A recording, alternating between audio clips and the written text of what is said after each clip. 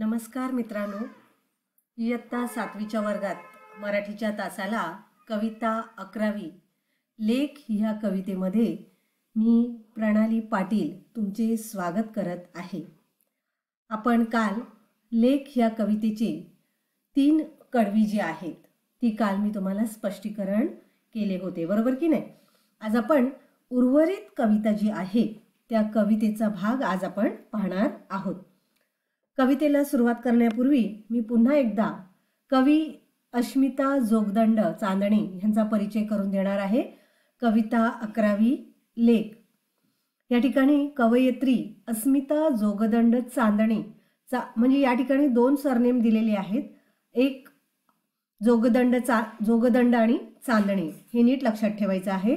त्यांचा जन्म झालेला आहे 1984 मध्ये आणि त्यांचे वेगवेगळे कविता संग्रह जसं अस्मिता, स्वाक्षरी, वेदनांचे भार, वलय, भूमी, माय मातीचं लिंपण, काट्यातून उडती पंख हे कविता संग्रह प्रसिद्ध आहेत।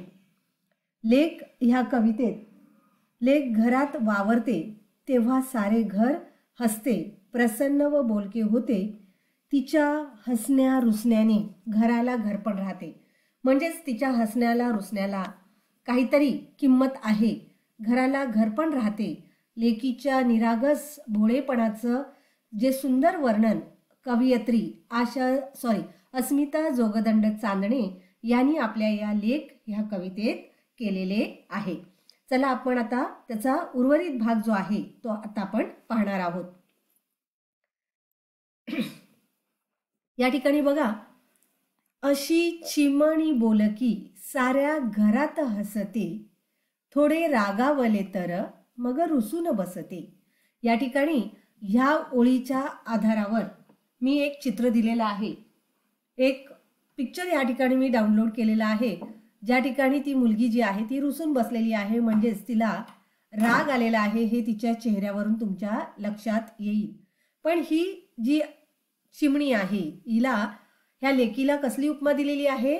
चिमणीची उपमा दिलेली आहे।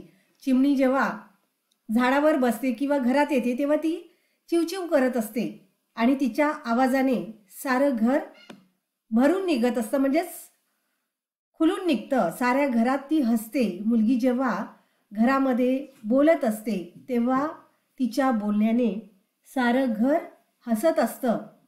पण ह्याच चिमणीला जेव्हा आपण थोडंसं रागावतो तेव्हा ती रुसून बसते। अशा प्रकारे कवी अस्मिता जोगदंड चांदणे यांनी मुलीला जर आपण रागावलं तर ती रुसून बसते आणि तिला चिमणीची उपमा दिलेली आहे, जी सतत चिवचिव करत असते आणि साऱ्या घराला हसवत असते। अशी चिमणी बोलकी साऱ्या घरात हसते, थोडे रागावले तर मग रुसून बसते। अशा प्रकारे मुलीला रागावू नये असं त्या म्हणतात, कारण ती रुसून बसते। त्यानंतर दुसरा आपली ओळ आहे की आपली मुलगी जेव्हा रागावते तेव्हा सारे जग ही रुसले तरी पर्वा करू नये, पण आपली पाकळी कधी कधी रुसू नये। इथे पाकळी कोणाला म्हटलेलं आहे? मुलीला म्हटलेलं आहे की मुलगी रागावली जी सरळ घर हसवते, ती जर रागावून बसली तर घर एकदम शांत होऊन जाते, बरोबर की नाही। म्हणून कवयित्री म्हणतात की सगळं जग जरी रुसलं आपल्यावर तरी त्याची पर्वा तुम्ही करू नका, कारण आपली पाकळी जी आहे ती कधी रुसू नये।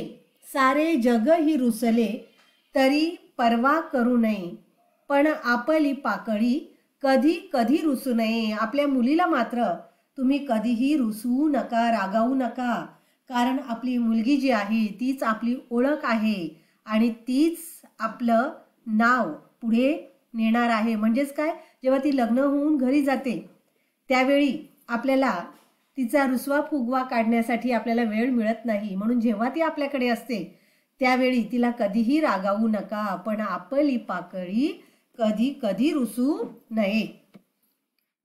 त्यानंतर बघा, फक्त लेकीला कळते अरे निसर्गाची भाषा। या ठिकाणी कवयित्री म्हणतात की लेकीला निसर्गाची भाषा कळते म्हणजे काय, पुनरुज्जीवन जे आहे, पुनरुज्जीवन, जसं झाडाला पालवी फुटते, सकाळनंतर रात्र होते किंवा रात्रीनंतर सकाळ येते, सूर्य उगवतो, सूर्य मावळतो, म्हणजेच नवनिर्मिती जी आहे, ही जी भाषा आहे निसर्गाची, ती फक्त लेकीला कळते. कारण लेकीच्याच उदरामध्ये नवीन अंकुर जन्माला येत असतो, फक्त लेकीला कळते. अरे निसर्गाची भाषा काळ्या रात्रीला लागते, कशी सकाळची आशा. या ठिकाणी मी तुम्हाला एक व्हिडिओ टाकलेला आहे, ज्याच्यावरून तुमच्या लक्षात येईल की रात्रीनंतर सकाळ होते, सुखानंतर दुःखानंतर सुख पाहायला मिळतं. तसंच या ठिकाणी निसर्गाची भाषा जी आहे ती फक्त नवनिर्मिती, नवनिर्माण जे आहे ते लेकीला ती भाषा निसर्गाची अगदी बरोबर कळते. आणि म्हणूनच कवी इथे म्हणतात, फक्त लेकीला कळते, अरे निसर्गाची भाषा काळ्या रात्रीला लागते, कशी सकाळची आशा. आता या ठिकाणी मी तुम्हाला त्या कवितेच्या ज्या ओळी आहेत त्या ओळीनुसार चित्रसुद्धा टाकलेली आहेत. काही ठिकाणी मी GIF व्हिडिओ टाकलेले आहेत, ते पाहून तुमच्या लक्षात येईल की नक्की कवयित्रीला ह्याच्यामध्ये काय सांगायचं आहे. आता ह्या ज्या 6 ओळी आपण पाहिल्या, त्या 6 ओळींमधले जे शब्दार्थ आहेत ते आता आपण इथे पाहणार आहोत. आता या ठिकाणी बघा, अशी चिमणी बोलकी, चिमणी म्हणजे काय, पक्षी आहे, तो चिवचिव करतो. तशा प्रकारे एक मुलगी घरामध्ये सतत चिवचिव करत असते, म्हणून तिला चिमणी म्हटलेलं आहे. चिमणी बोलकी, बोलकी म्हणजे बडबड करणारी मुलगी. रुसणे म्हणजेच काय, रागावणे.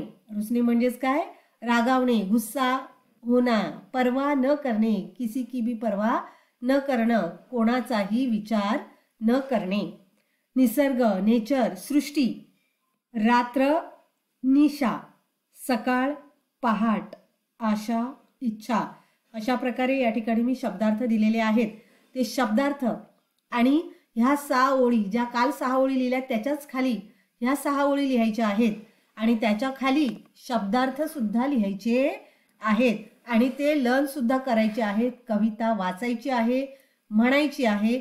मी पुन्हा एकदा जाता जाता ही कविता पुन्हा एकदा म्हणते, जे 6 ओळी जे शिकवलेले आहेत त्याच बोलून दाखवते.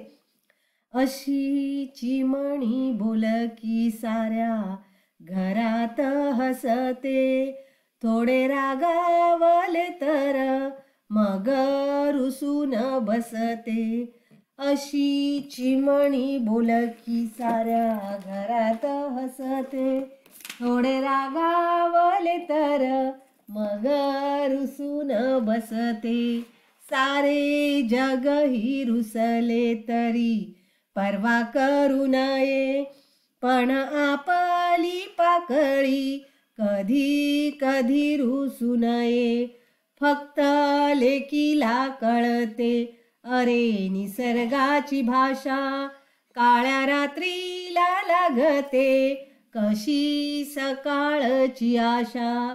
लेक तांबड कुंदन, लेक हिरव गोंधण, लेक झाडाची पालवी, लेक हाडाचं चंदन, लेक असता मनाची सारी काळजी मिटते, लेक असता घराची रोज समयी पेटते. लेक नसता घरात आस लागते उरास, वेळ जागीच थांबते आणि मनही उदास. अशी चिमणी बोलकी साऱ्या घरात हसते, थोडे रागावले तर मग रुसून बसते.